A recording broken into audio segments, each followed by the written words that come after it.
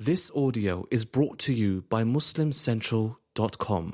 A Shafi does not require a prior appointment. He does not expect the sick to pay any fee or even wait in a queue. A Shafi subhanahu wa ta'ala doesn't prioritize the rich over the poor or the native over the foreigner. The only condition is for you to find your heart when calling out, Ya Allah, and then behold, you've just walked through the doors of the greatest hospital in existence. A place of mercy and knowledge and wisdom and power and affection, and one that is home to the cure for every illness and pain, both those that are known and unknown to man. If you are unsure of this, take a look of the evidence of it within yourself.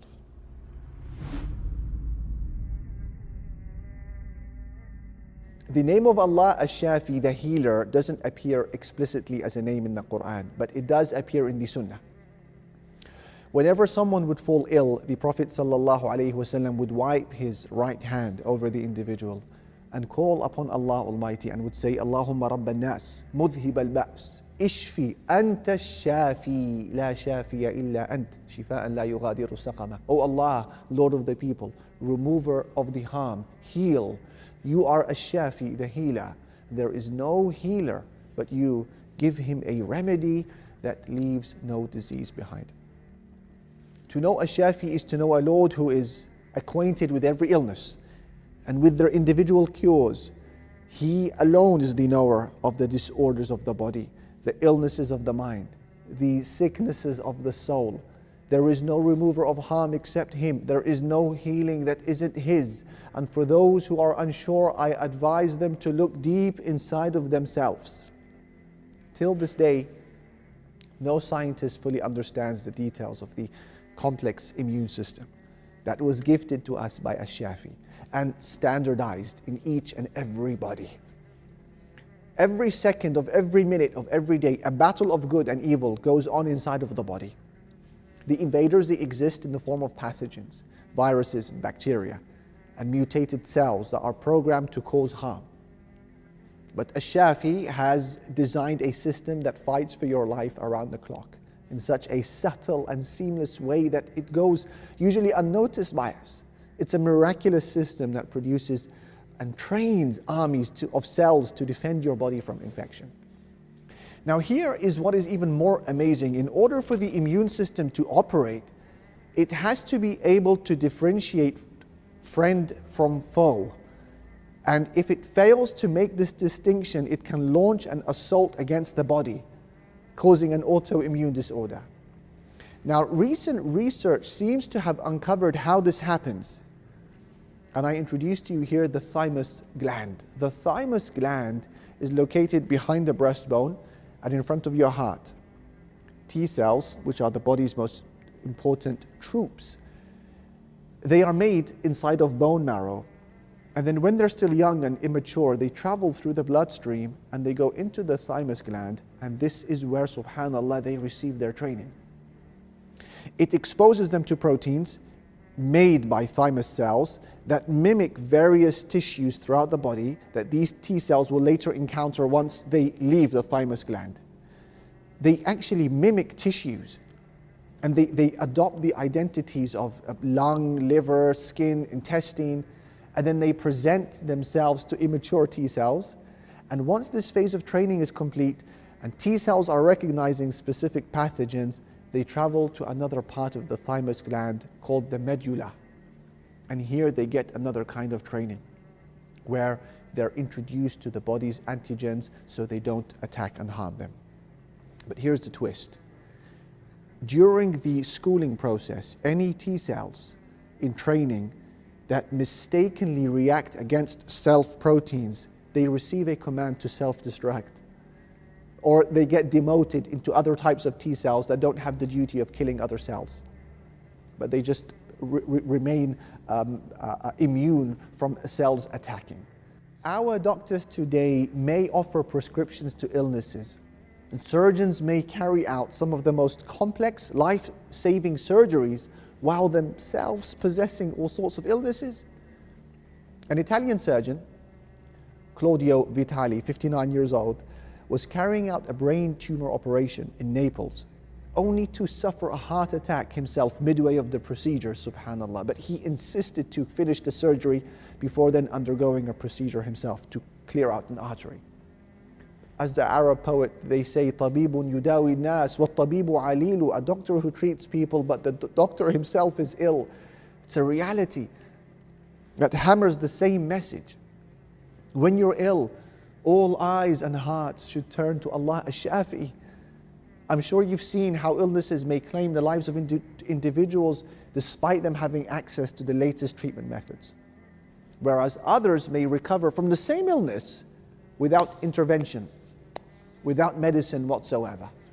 So again, it's a clear message that the source of shifa, healing, is elsewhere.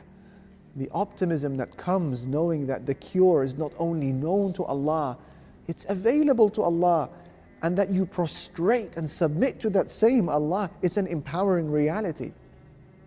The Prophet ﷺ said, مَا أَنزَلَ اللَّهُ دَاءً إِلَّا أَنزَلَ لَهُ دَوَاءً عَلِمَهُ مَنْ عَلِمَهُ وَجَهِلَهُ مَنْ جَهِلَهُ. There is no disease that Allah Almighty has brought down, except that He has brought with it a cure. Some people will know it, and others will be ignorant of it. So Allah Ash-Shafi is He who cures with means, and at times He cures with the weakest of means, and at times He cures with no means whatsoever. The Prophet of Allah, Ayyub alayhi salam, suffered for years on end with an illness that costed him his health, his livelihood, his friends, most of his family.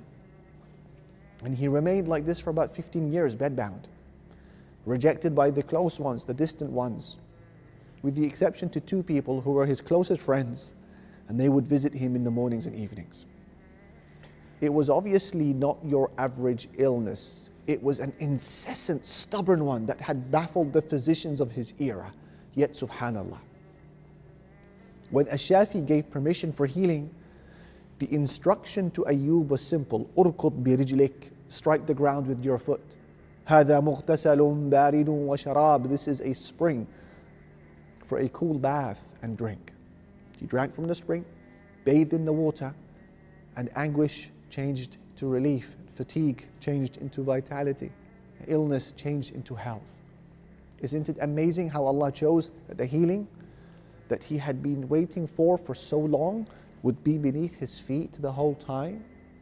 That he wouldn't need machinery, apparatus, equipment, just a kick from a weak and ill man? So it's clear again that ash-shifa, cure, healing, goes back to Allah Jalla Jalla Lu.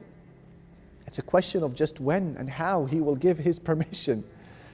Benjamin Hauser was an American nutritionist and a self-help author who promoted the natural way of eating during the mid-20th century.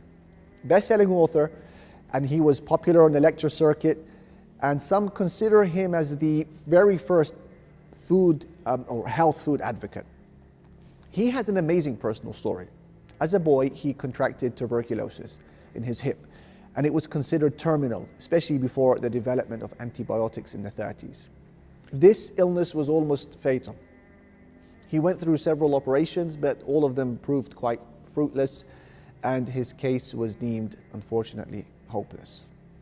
So he was sent home to his native Switzerland to die, and there an old man saw the young boy eating rolls and drinking coffee. And he said to him, "Son, if you keep on eating dead food, you're going to die. Only living foods can make you a living body." So Hauser started to eat fresh foods, whole foods. He consulted an expert, Dr. Benedict Lust, who recommended warm baths and clay packs and herbal remedies. And subhanAllah, within a few weeks, Hauser had made a complete recovery. So this led him on a long-term study of food science, and he sought to become an expert and to spread a message about the power of food, or perhaps, in the words of a believer, the power of a Shafi who had just given permission for healing. In more recent times, a wealthy brother of ours who had suffered with kidney failure for years decided to travel with his family to Egypt for a transplant. and his children had agreed a deal with a young girl who wished to sell her kidney for 100,000 Saudi riyals.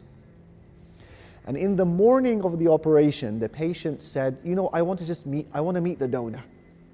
So the young girl comes into the room in a very shy state, and he says to her, daughter, why are you selling your kidney to an old man like me? And she said, it's due to my pressing needs. My family are poor, my siblings go to university, I need to do something to help them. SubhanAllah, her words fell like a ton of bricks on him. It's like he'd been slapped awake from deep sleep. And he said to himself, can it be that people are willing to sell parts of their anatomy to eat? He called in his family and he told them that he'd cancelled the operation and that they were returning back to Saudi Arabia. I don't want it. And he also told them that he'd agreed to donate the 100,000 riyals to the girl. His children resisted this fiercely, but after much give and take, they surrendered to their dad's wishes. Days later, when he came back to Saudi Arabia, he went to the hospital to do his normal dialysis treatment. And during the routine initial checkup, the doctors were quite lost for words, and they told him that his kidneys had somehow returned to a normal state of functioning. All shifa goes back to Allah Ash-Shafi. It's a question of when He gives permission for it to arrive. If you are that person who is challenged with health, be it mental or physical or spiritual, then make that illness the marker of a new relationship with Allah Ash-Shafi. A relationship of dua, of unbreakable hope, of mighty expectations. Start by building within your home a hospital and call it the prayer mat. And make an appointment with prostration and make your voice of requests known to Allah Ash-Shafi.